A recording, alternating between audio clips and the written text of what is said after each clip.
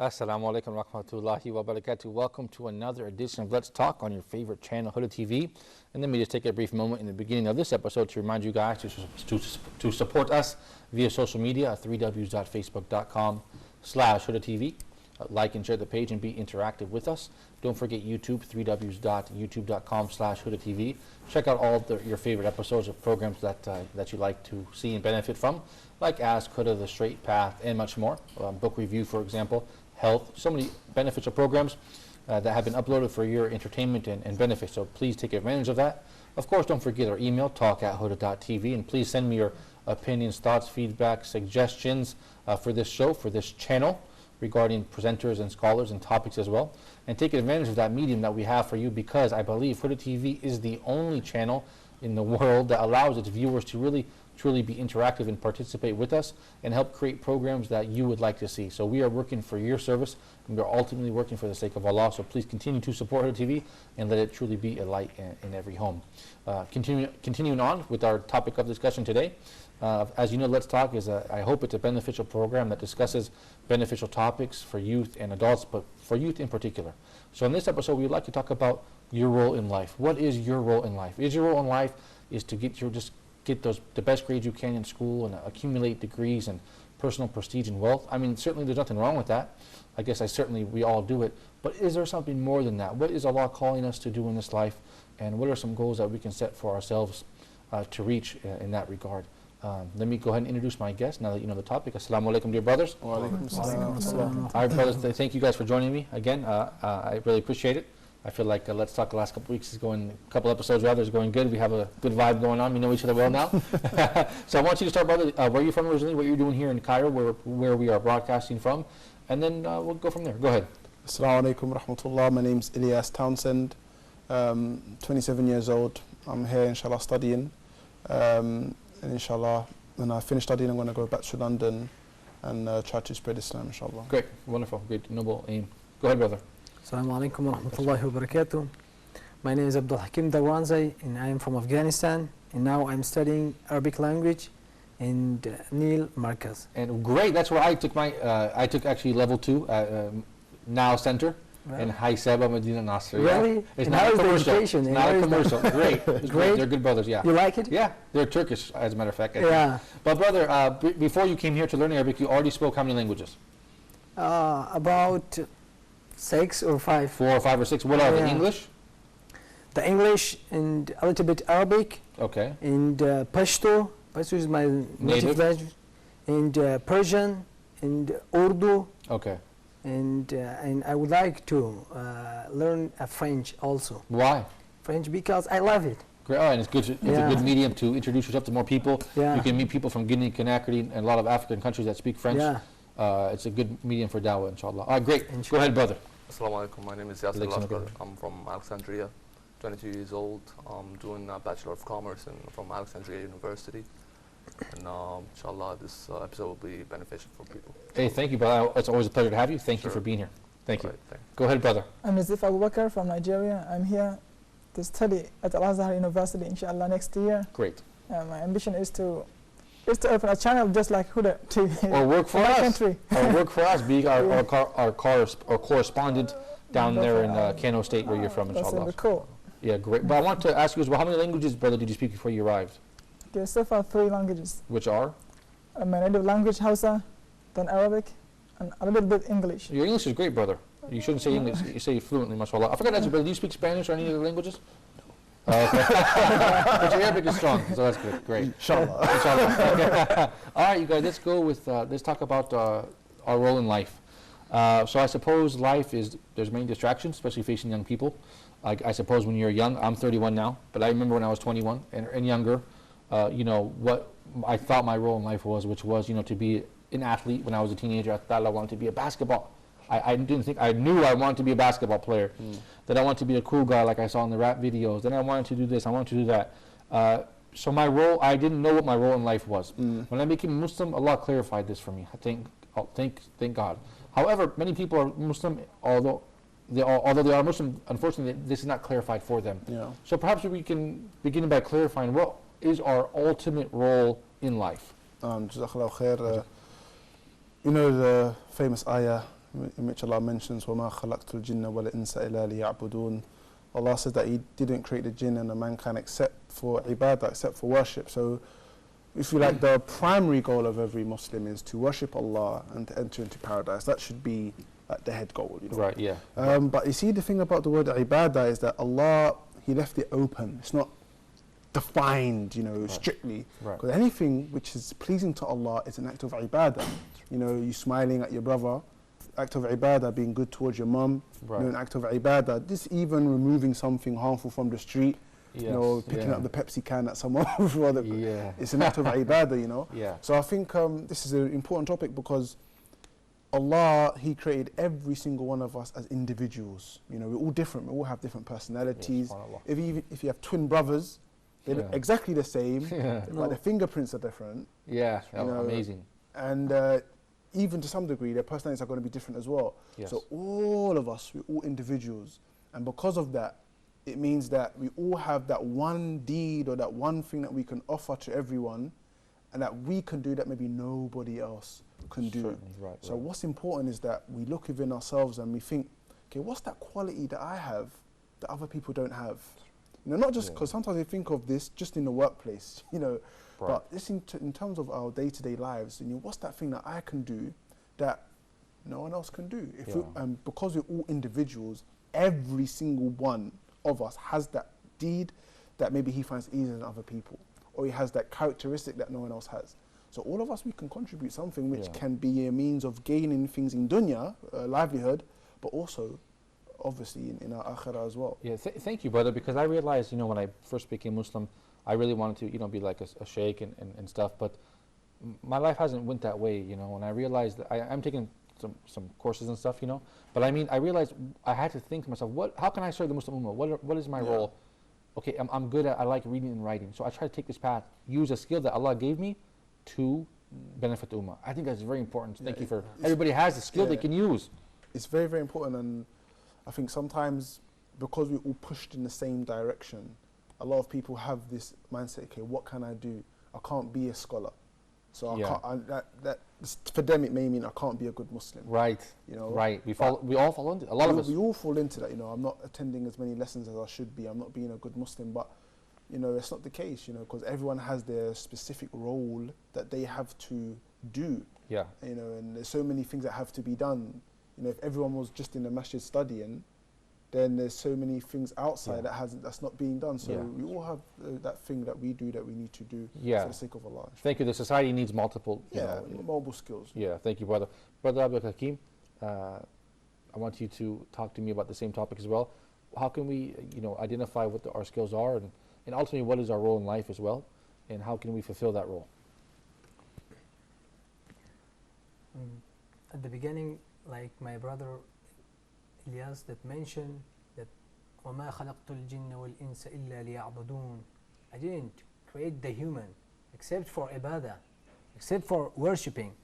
What is our goal in this life? Our goal is not that wasting the time and we without ibadah, but the life of Muslim is full of ibadah if he's practicing the Islam, if he is practicing on the sunnah of Rasulullah sallallahu alaihi wasallam. If even, as the Prophet told us, that even you are walking in the road, you must walking at the right side of the road. Look at, if you're practicing this, Allah will give you reward. And what is our huge responsibility? Our huge responsibility is that learning the Quran and teaching them to another. In hadith come that the best among you is the one who learn Quran and teach it to another. Yes. This is and nowadays it is very easy. Like me, that I liked in the Facebook Huda Tv. And the Huda TV they come the Quran ayah Yes. Yeah. with English translation. Yeah. Look at it is nowadays it is very easy.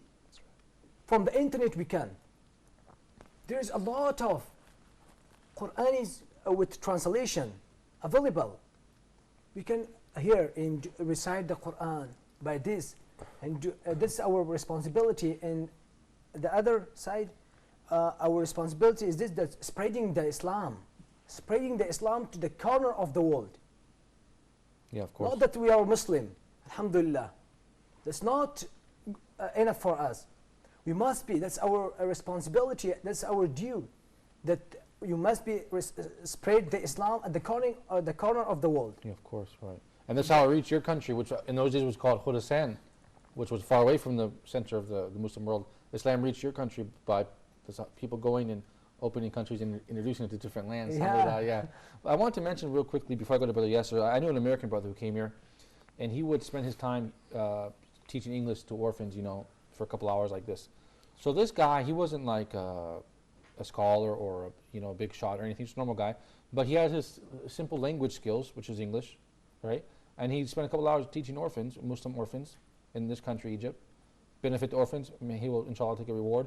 So I think this was great. He knew his role in society, his professional role. Maybe he has a job doing whatever, but his role in society, he knew it was to Allah and the Muslim Ummah, and so he tried to do whatever he had in his little tool bag, which was English, and he gave it to the orphans. So I thought that was really good. That's right. Go ahead, brother. Yes. Actually, you took the words out of my mouth. That's what I was just about to say because I was thinking about it. Matter of fact, anyone can use his profession for Islam's sake. Anyone can use his profession for Islam's sake. Example, let's say, like you said, a teacher, he would do it just for free, but he would do it like being honest with it, like not just teaching English.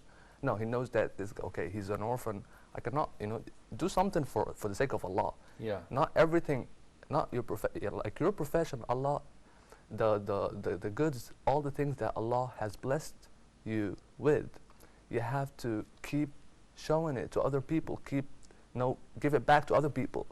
Don't just get solely with it because Allah will take that gift from you.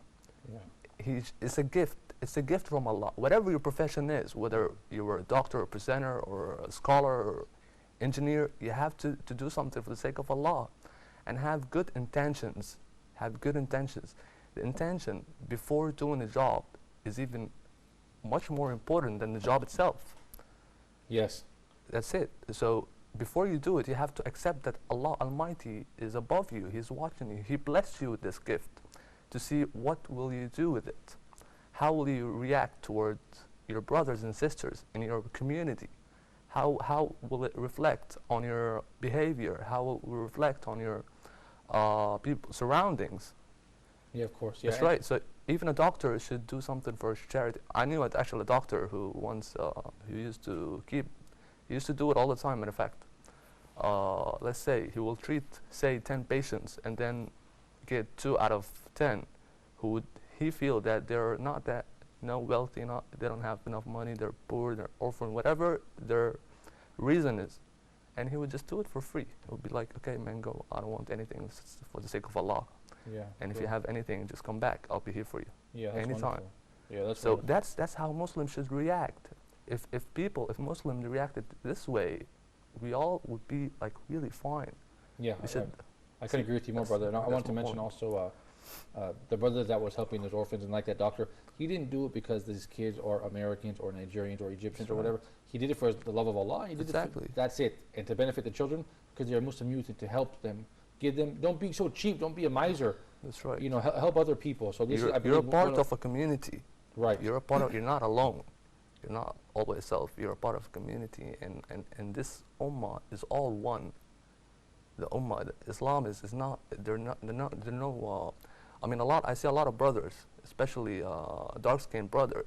The main reason in America why they become Muslims is because of racism. Right. They find out that, example like Al-Hajj Malcolm X. Yes. Peace be upon him. By the way, he's a great man. He's a great leader, great man. Because one of the reasons he became a Muslim because he was facing racism in his place, and that's what he said to dark-skinned people in America. He said, I found peace in Islam. Yeah. We stand in the same line, a black man next to a white man, next to a poor man, next to a rich man. So that's it. Yeah, great. Yeah, and I believe when he made Hajj, he saw this interaction between people, Yes, so this right. helped him. That's what So, it was. may Allah have mercy on him.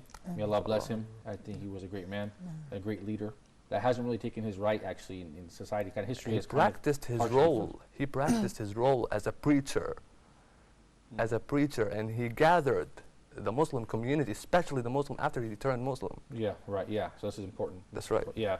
And we only have a couple minutes before the break, but I want you to introduce yourself and give me a couple of thoughts before this on this topic, then we'll go to the break. Go ahead, brother. Okay, as we know, unquestionably, Ummah Muslim Ummah is going through a difficult situation now.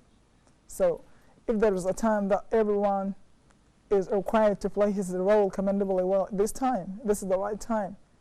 I'm sure if everyone has played his role as he should, we can minimize the level of dilemma that we are in. Yeah. For example, at school, everyone has his own part to play.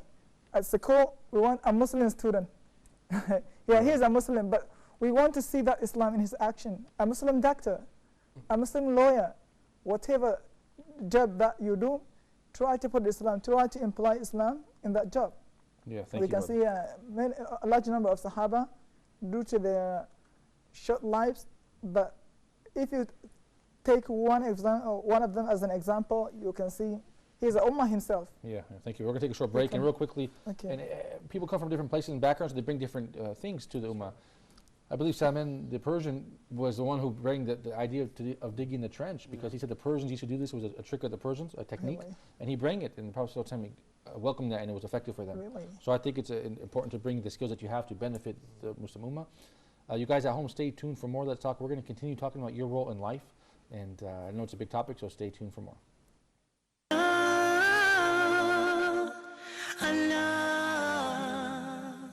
Welcome back to Let's Talk. You guys, thank you for staying tuned. We're talking about your role in life, our role in life. What is it? I know it's a big topic, so thank you for staying with us. In this episode, inshallah ta'ala, I would like to speak about individual roles as it is related to the Muslim Ummah. What I mean to say is your role as a student, as an employee, as an employer, as a teacher, as a mother, as a father, as a brother, as a sister, this sort of thing. Brother, what do you think? I mean, every single person is different. Perhaps you are a single child, or you have siblings, or you are a parent, or you're not a parent, or you're married. You know, we all have a different relationship, you know, so we all fit in a different place, different skills. We come from different countries. So how can we find our niche and go from there? I think it's important, first and foremost, we just correct our intention, you know. Prophet sallallahu alaihi wasallam mentioned, "Innamal a'malu binniyat wa innamal likulli imrin ma nawa." Actions are based upon their intention. The person will be judged for whatever they intended. And with that in mind, you know, I'd like to quote actually Mahatma Gandhi, in which he said that become the change that you want to see. Yeah, it's a great quote. You know, it's an important quote. Like, if there's some kind of change that has to be done and no one's doing it, then you take that upon yourself and you do it yourself, rather than sitting down, oh, we don't have this, we don't have that, this problem, is that problem. You know, if you see the need for it, then do it. Maybe you're the one that actually should change it. And when we look at Islamic history and the great Islamic leaders or the great Islamic thinkers, I mean, this was one of those things that they done. For example, you have Salah ad-Din and Ayyubi, rahimahullah, in which, you know, he saw that one of the great issue that the Muslim had was the issue of, you know, division amongst one another. Right. You know, this person's killing this person, this leader's assassinating this leader, you know, this group of Muslims are fighting this group of Muslims. So one of the most important things he done was to unite Muslims. Yeah. You know, bring them together, and then they can go on and they can regain Quds, and they can, you know, open a lot of the world, etc. So everyone needs to look at the situation in their own community, in their own families. You know, they need to look at the situation in their schools, in their universities. You know, there's a lot of good, there's a lot of opportunities for ajr, there's a lot of opportunities to get reward from Allah. Yes. But we just need to open our eyes and see, okay, I'm good at speaking. Maybe I'm a public speaker. I should be speaking publicly. Maybe I'm not a good speaker publicly. Maybe I'm the person who's behind the scenes, you know, what have you. You know, they have the cameramen here. I can't do what they're doing. Right. Everybody has a role. Everyone has their role. Right. Yeah. So everyone has their role that, you know, contributes to the final product. Yeah. And that final product is the progression of Islam and Muslims. Yeah. So everyone has that role to do. Yeah. You know, maybe the mother, her role, if you look at the mother of Anas ibn Malik, she just gives Anas to the Prophet and says, take him. You know, he can be your servant, he can help you, you know, he can assist you in your mission in some way, shape or form. You look at the Sahaba, Hassan bin Thabit, he was just a poet. Yes, great point, brother. He wasn't on the battlefield. Khalid bin Walid, he was on a battlefield, nothing, he's not going to be doing the poetry. Right. Uthman ibn Affan assisted the Ummah with his money. Same with Abdurrahman ibn Auf. So all of the Sahaba, you just find them doing completely different things. That the end product was the progression of Islam. Yes. But now, unfortunately, what we have is the role or the goal for, the purpose for all of us is maybe get a nice job and make some money, have a nice car, have a nice place, and then that's it. And that's why we're seeing that the Ummah's just going backwards. Yeah, yeah. You know, but when the Ummah was thinking about their deen and they're thinking about their, you know, their relationship with Allah, that's when everything goes forward. Yeah. So in terms of role and responsibilities, that is like the key point. You know, what can I do to progress Islam and Muslims? If we have that mindset, then Allah will give us. You know, Allah will give every single one of us if we put His deen first. Yeah, thank you. You know, Allah will provide for us. So I think in regards to role and, you know, this has to be at the forefront of every Muslim's mind. What can I do to contribute? Not what can Islam do for me. Right. This is that mindset we have. What can Islam do for me? What can I do for Islam? Islam? Yes. It's a big changing narrative. Thank you, brother. I remember they say John F. Kennedy said, "Don't ask what you can Do for America. your country, or don't ask what your country can do. Ask what you can do for your country." Yeah. This attitude that Muslims should have. Also, I see a lot of Muslims immigrating to Western countries, and they benefit those societies so much because they are professionals and they have good morals and values, many of them, and they benefit the society. So I wish that they would stay.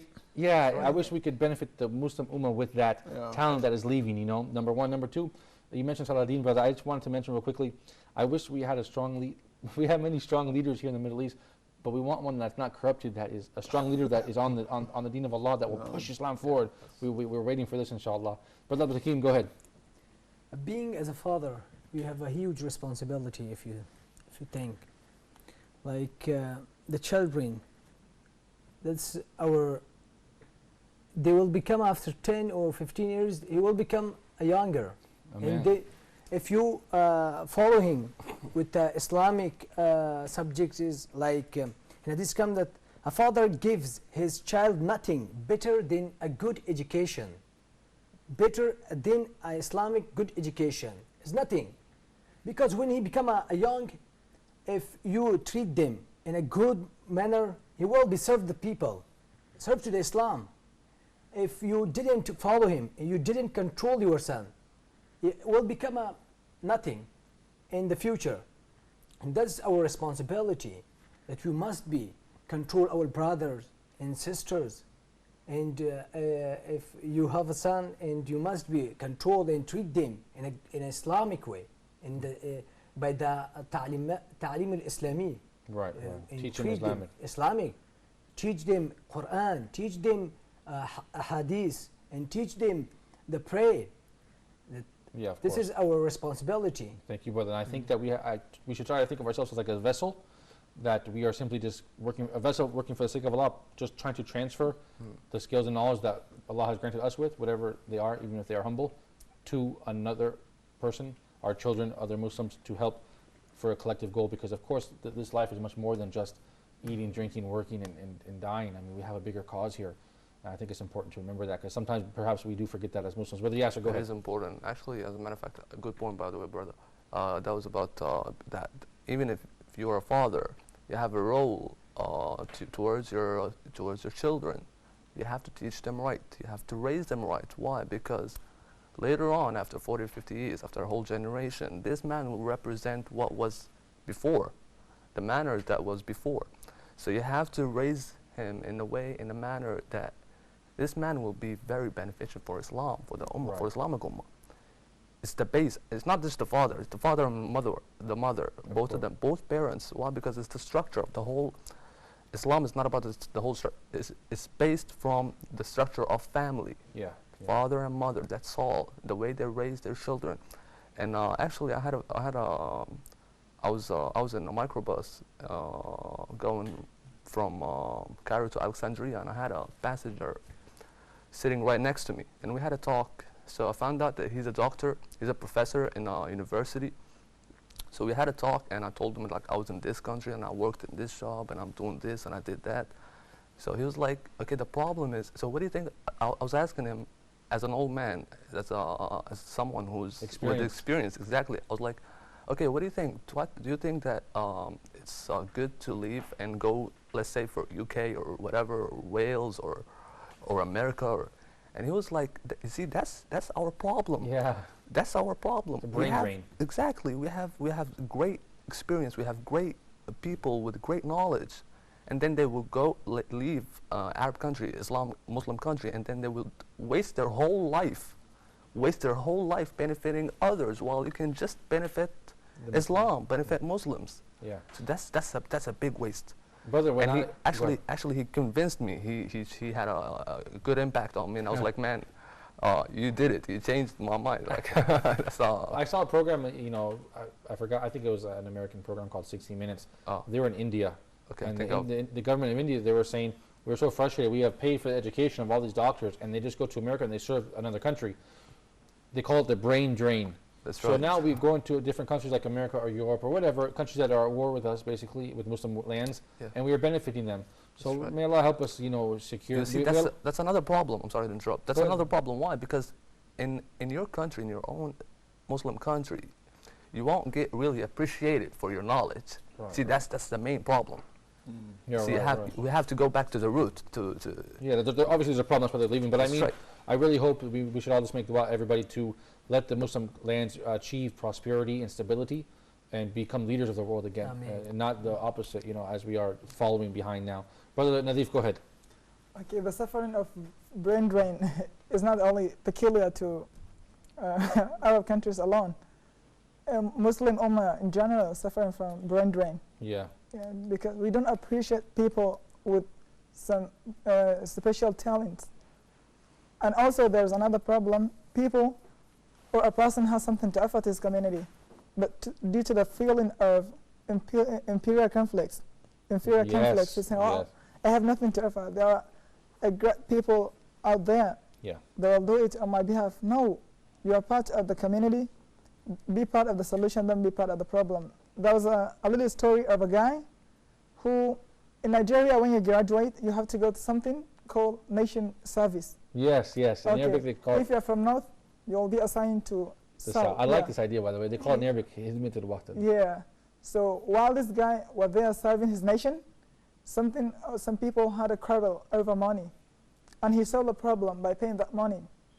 And during the night, a woman came to him with her daughter. Said, "Oh, I offer you my daughter, so that she can sleep with you as a reward for what you did yesterday." He said, "Wow, this is against my religion." He said, "Wow, please tell me about your religion." Well, before he came back, many people embraced Islam at his hand. So this is a great example. Everyone, whatever situation you are in, you have a part to play. Yeah, thank you. I certainly appreciate it. And I hope that perhaps in the next segment we can talk about how our roles do change, actually, because how do your roles change as a young man, as a teenager, as a young adult that's not married, as an adult, as a professional? Many different aspects to roles that do change over time. I think it's important to address that. And I want to remind the viewers to stay tuned to Huda TV and stay tuned to Let's Talk. And if you're not on our Facebook page, please check it out at 3ws.com/facebook.com/Huda TV and like and share the page, you guys. And you can also check out the Let's Talk Facebook page as well. And please do send me your contact information and your suggestions and thoughts for this program. And remember, each individual program does, in fact, have an individual page for you to contact us at. Don't forget talk@huda.tv as well to send me your thoughts. We've had guests on this program and topics that I got from you guys, so don't forget to do that. Don't forget to check us out on YouTube as well at 3ws.youtube.com/Huda TV. And remember, YouTube there, you can watch the online streaming or check out the uploaded videos for your educational benefit. Stay tuned to Let's Talk in the next segment. We're going to talk about, we've identified your role in life, which is what? Your role in life is to serve the Muslim Ummah. It is for the sake of Allah. And we have identified that you can have religious or secular education and skills and use it in a positive way to serve the Ummah. Considering that and having established that, we want to go to the next segment. And in the next segment, I want to speak about how your roles change over time. When you become older as a professional in perhaps medicine or engineering or any field, it's different from your role as a young man, as a son, as a daughter, as a father, as a young father, as a spouse. So there's many dynamics to this topic in which we will address after we take a short break, inshallah. So stay tuned for more Let's Talk.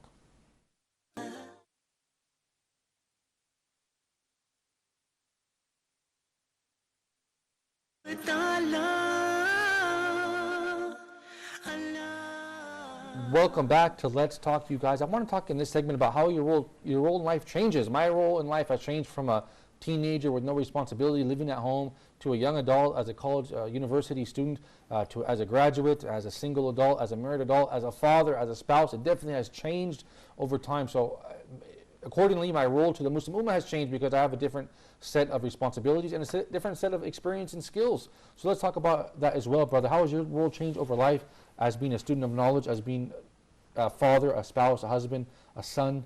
Go ahead, brother. I think becoming a Muslim definitely changed my outlook and my role in life. Beforehand, I was very individualistic, as everyone is, I believe. Yeah. You know, everyone just thinks about making money and living a good life. But after I became Muslim, I think my Imam really inspired me to become a bit more community-based. Just teaching me the teachings of Islam, which give us this this goal and this, you know, this ambition as well. So I think my role as a whole after becoming Muslim hasn't changed. It's always geared towards trying to help Muslims in some way, shape or form. Being a father, being a husband, you know, these have their own roles and responsibilities. But I think at the head of everything is just try to benefit Islam and Muslims in some way, shape or form. But obviously you have like roles that come into, like we said, as your husband, you have to try and be a good husband, you have to try and be a good dad, you have to try and be a good son. But all of it just comes under the guise of trying to be a good Muslim. So I think that's like that's the goal, to be a good Muslim. And the other roles, they come and they go, but really when we talk about a husband, then you hear about a hadith of the Prophet ﷺ about how he was a good husband. If you think about how to be a father and what have you, you have so many examples from Islam. So really, I believe that the goal is just to try to be a good Muslim.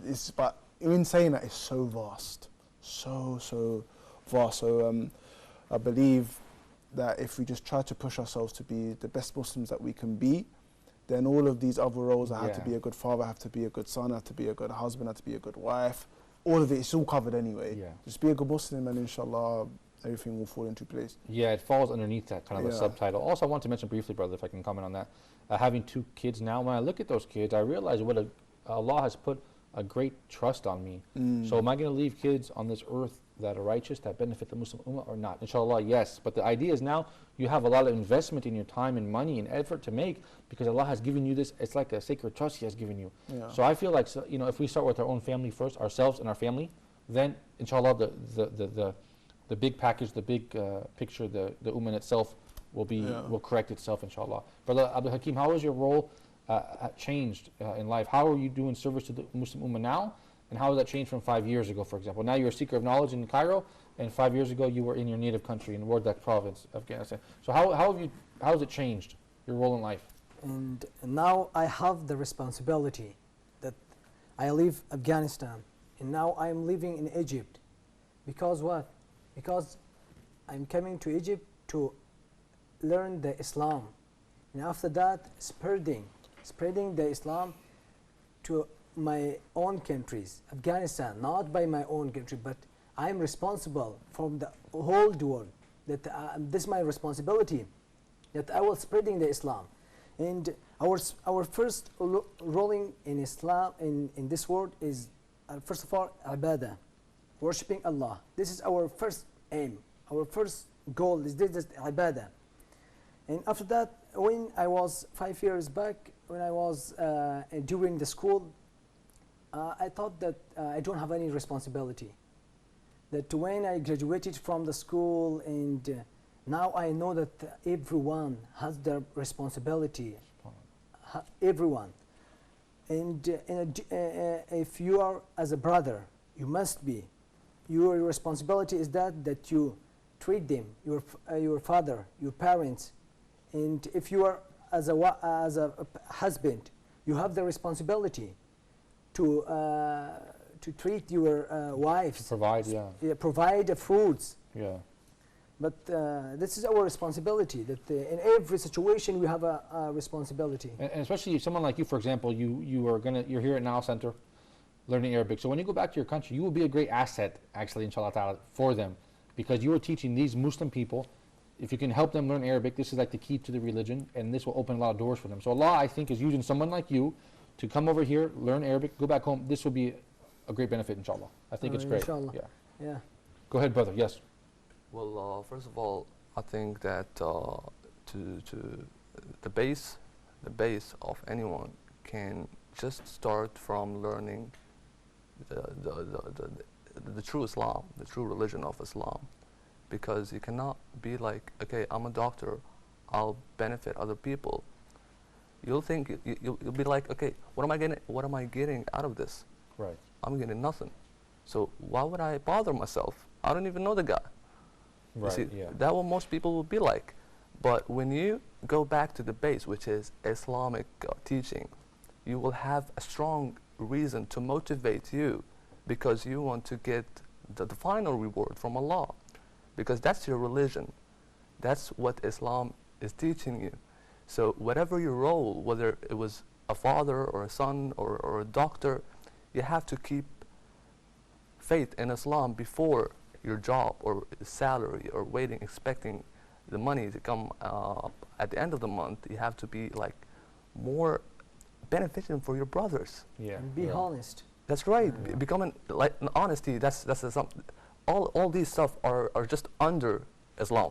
Right. Right. So Islam is the head of everything. If you started from Islam, that will actually make you even more on every level, not just. Better, right. But what about the intention? Because I do see a lot of great. I see a lot of non-Muslims doing many great things. They travel the world, organizations, non-profits, and they do a lot That's of right. wonderful things. You I've know, seen a lot of- medicines and education. So, but at the end, their intention is, I don't know, who knows, the sake of humanity, for the whatever. So, what if you don't? What if you do all these good deeds, but you don't have the right intention? Then what should our intention? It doesn't count actually. You got to have a good intention, a pure intention. Matter of fact, in Kuwait, when I was in Kuwait, there are a lot of charities, charity foundations there, in all Gulf countries, especially Saudi and Kuwait actually. So what they do is example of the charity, the type of charity they're doing is getting the medical machines from many hospitals, buying it after the second hand is used, but they're cleaning it and then preparing it, Oh, and great. it's like brand new, and then shifting it to maybe Somalia, Great. Bangladesh, Allah. India, and I've even I was like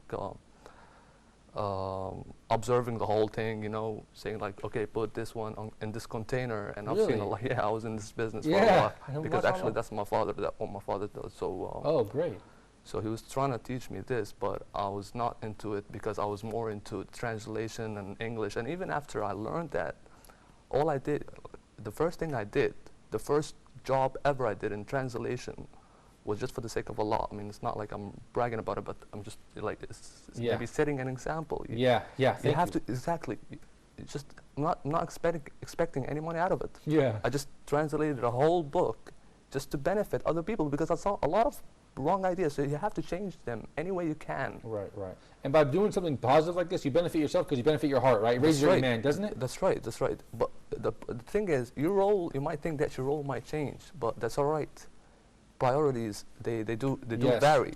They Yeah. do vary depending on your age, maybe, your situation, where you are, how you are. I mean, Yeah. It okay, changes, yeah. but it's always based on Islamic studies. You have to keep Yeah. that first Yeah. Thank you, for brother. anything. Wonderful point. Oh. Thank you, brother. Go ahead, brother. Brother Nadif Abu Bakr. Continue, inshallah. Okay, I'm deeply indebted to humanity at large because I spent a large portion of my life aimlessly. So I don't have any role to write home about. But now, inshallah, I'm planning, inshallah, to pay back what I did. That's why, bi'idhnillah, in the next 20 years, I want to have impact on life in general, Yeah. Yeah. life, humanity. But what is the drive in your heart, that makes you want to have this? I mean, a lot of people, they don't have this intention. So what has pushed you in this direction? Why do you feel now the need to give back? Why? Okay, because as I told you, I spent a good portion of my life aimlessly, but now I was reminded of my responsibilities. mashallah, people that I engage with, that surrounded me a couple of years ago, changed my life. They became a cornerstone of my life. Yeah. So now they remind me, and they still keep reminding me of my responsibility. That's why I'm here in this country, to learn my religion and to learn whatever comes into my hand. Yeah, thank you. I feel like you in this regard. Yeah, and to go back to play my role, inshallah. To benefit your country. Vital, yeah. Yeah, thank you, Barakallahu Feek. Sure. I want to go back, we have about 10 more minutes, I think. I want to go back and ask you, brother, briefly. If we read the seerah of the Prophet ﷺ, we do see that he addressed people according to their capacity, and he put people in their roles according to what they can do. Maybe you can perhaps, I know you spoke about that a little bit, but you can perhaps speak about that a little bit more. I know for when the kuffar were making poetry against him, Hassan ibn Thabit worked as in this way, like a war, using his skill as a poet. You mentioned Uthman. Can you maybe perhaps share some other things as well? Events where the Prophet ﷺ, he arranged people, or he gave people orders according to their background and skill. He gave people their roles according to what they could do. No, there's so many examples of sometimes just Bedouin Arabs going to the Prophet ﷺ and basically asking them, what should I do to attain paradise? Yes. And he would just give them very simple advice because they couldn't handle anything more. Right. Some of them it was just, you become Muslim and you pray and you fast. Yes. Some of them, when Mani asked the Prophet ﷺ, give me some advice that I can ask you, I don't have to ask anyone else apart. And I don't know if I asked him after this, he said, قُلْ آمَنْتُ بِاللَّهِ فَاسْتَقِمْ, and some other narrations, ثُمَّ اسْتَقِمْ, say I believe in Allah and just remain steadfast. Nothing else whatsoever, Yeah. So there's other examples, when the Prophet ﷺ, this is when he's about to leave Makkah. It shows the planning of the Prophet ﷺ. He's about to leave Makkah to go to Medina. And all of the non-Muslims at that time, they said, we can't kill him because he's got a big tribe, so we have to get strong men from many tribes and we'll stab him at the same time. Right. And so after that, his tribe, they can't fight back, so they have to accept the blood money. Yeah, right. And at that point, the Prophet ﷺ, he gets Ali bin Abi Talib to lie in his bed and hide, and pretend he's the Prophet ﷺ, because Ali couldn't do that. Because he was courageous and brave. He's courageous, he's brave, he couldn't do that. Yeah. And then as he's going out, he gets like a guide to take them on a route to Medina that no one else would know. Yes, so this guide, he has that role as well. And as he's hiding, he has Asma bin Abu Bakr to bring the food to the Prophet ﷺ. And then he gets the son of Abu Bakr to hide the tracks and go back to Mecca to listen to what the people are saying. Yes. So it's just giving everyone a role according to their capacity. Their role to play and something that they can actually do. So when we look at the life of the Prophet ﷺ, it just goes to show how much planning and how much role giving he gave to people, And Hassan bin Thabit is an amazing one because when it came to fighting, he, for example, in the Battle of the Khandaq, the Battle of the Ditch, which you mentioned earlier on, he was with the women. He was with the women until the auntie of the Prophet ﷺ says, there's a soldier there, go and kill him. And Hassan says, oh, really? I'll just do the poetry. And then she goes and and takes care of him. So, everyone has that role to play, and the Prophet ﷺ knew everyone that they could do. For another example, when the Prophet ﷺ, this is when he's giving da'wah, and you had the Hajj season, and everyone would come, and they would, all of the tribes would come to Makkah to buy, and they would sell. And so there was a point when the Prophet ﷺ, he wouldn't talk. He wouldn't speak to people about Islam. He sent Abu Bakr to do it, because Abu Bakr had more knowledge of the tribes and their genealogy and where they're from and all of these things. The Prophet ﷺ, he didn't do that. He was just quiet. And Abu Bakr would speak on his behalf. And you say, you have a plethora of examples. Yeah, sure. But the whole point is that the Prophet ﷺ knew the people and he dealt with them according to their strengths. And our responsibility is knowing our strengths. Certainly. And then doing what we need to do to benefit Islam in that way. So sometimes we had a famous example in UK recently, or in London.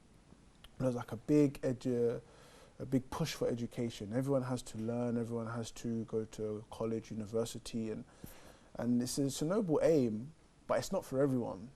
Right, because people have different skills. Everyone has different skills. So some of the brothers, they were a bit disheartened because they were not people that can go and study in a book for how many hours a day and then learn. And it's not that. Maybe they can sell stuff on the marketplace and be really honest with people, and that's going to make Islam seem good. Yeah, certainly. So it was a bit of a disappointment because people are like, well, no, I'm not really academically inclined. Right, we have to identify their method of learning. Yeah. So I think that's very, very important. We understand our skills and use it. Hey, thank you for sharing those and those wonderful stories. I love those. And I know I would even speak more about this at length, but unfortunately the episode is over. So I look forward to seeing you guys in the next episode, inshallah. And I hope this episode was beneficial for the viewers at home. You guys stay tuned to Huda TV and stay tuned to Let's Talk. Continue to support Huda TV. And you guys don't forget to send me your feedback via our Facebook page, whether the channel's Facebook page or the individual Facebook page for this program, or at talk@huda.tv, or leave your comments there on the YouTube as well. So until next time, inshallah, I leave you in the care of Allah. Assalamu alaikum wa rahmatullahi wa barakatuh.